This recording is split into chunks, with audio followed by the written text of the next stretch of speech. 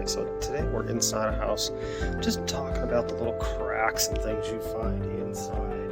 As you can see up there in that corner, there's some cracking right up against the seams and stuff. These are typical settlement cracks, just natural to sheetrock where seams are and where the weight and load of the roof and the house is all sitting down a little bit. They just start to crack.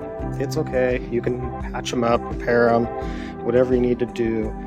You know, these are definitely typical in a house versus when you see a crack that would be coming down the wall at a diagonal or something like that. Those are something you might be a little more concerned with, but up in the corners like that, nothing to really worry about. So thanks for watching.